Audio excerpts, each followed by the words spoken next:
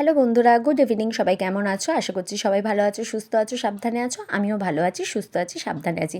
আজকে good evening দিয়ে বললাম কেন, আজকে সকাল থেকে কোনো ব্লগ করা হয়নি, যেহেতু নিমন্ত্রণ বাড়ি গিয়েছিলাম সেই জন্য আর কোনো ব্লগ শ্যুট করা হয়নি।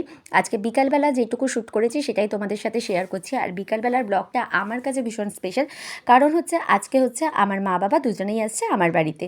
তো এখানে আমি ছোলার ডাল বানাচ্ছি। আমার মা ছোলার ডাল খেতে ভীষণ ভালোবাসে, আর আমার বাবার সেরকম একটা খাওয়া নিয়ে কোনো নকড়া নেই, আমার মায়েরও নেই।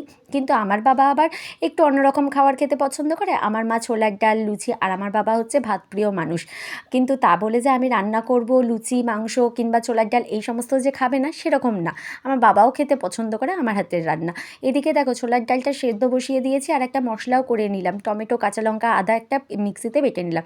আর এদিকে চা বসিয়ে দিয়েছি। চাটা কিন্তু আজকে স্পেশাল ছিল। এই চাটার রেসিপি তোমাদেরকে একদিন দেখাবো আমি কোনো না কোনো একটা ব্লগে।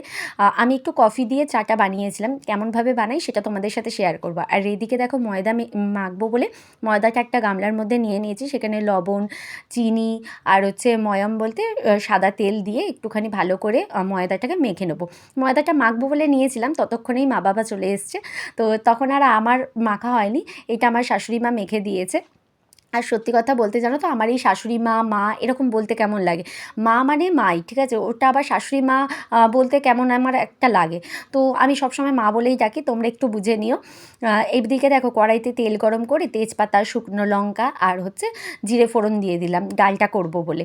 আর তোমরা কে কীভাবে ছোলার ডাল বানাও আমাকে কিন্তু একটুখানি রেসিপিটা জানিও।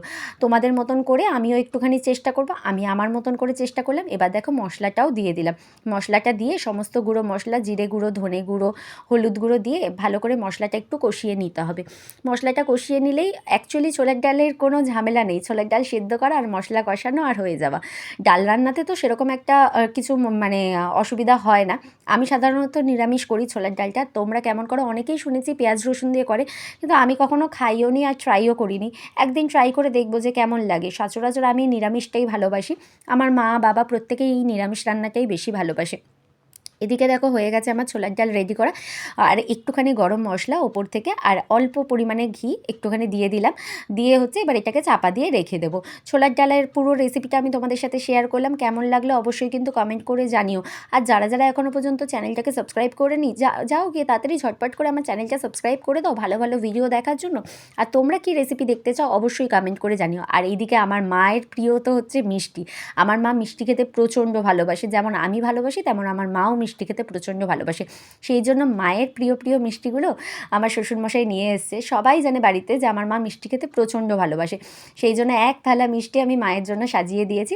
আর মা এখান থেকে সব মিষ্টি খায়ও নি, জানো তো, একসাথে তো এত মিষ্টি খাওয়া যায় না। আর এদিকে লুচিও বানিয়ে নিয়েছে। আর মা বাবার জন্য এই একটা প্লেটও রেডি করেছি। আর রসমালাই ছিল, মিষ্টি ছিল, ছোলার ডাল ছিল, লুচি ছিল। এইভাবেই প্লেটটা রেডি করেছি। তো আজকের ব্লগটা আজকেই তোমাদের সাথে শেয়ার করে দিচ্ছি। সবার কেমন লাগলো অবশ্যই কমেন্ট করে জানিও। যারা যারা চ্যানেলটা সাবস্ক্রাইব করোনি তারা সাবস্ক্রাইব করে পাশে থাকা বেল আইকনটা বাজিয়ে দাও, যাতে আমাদের ভিডিও নোটিফিকেশন তোমাদের কাছে আগেই পৌঁছে যায়। চলো, শুভরাত্রি।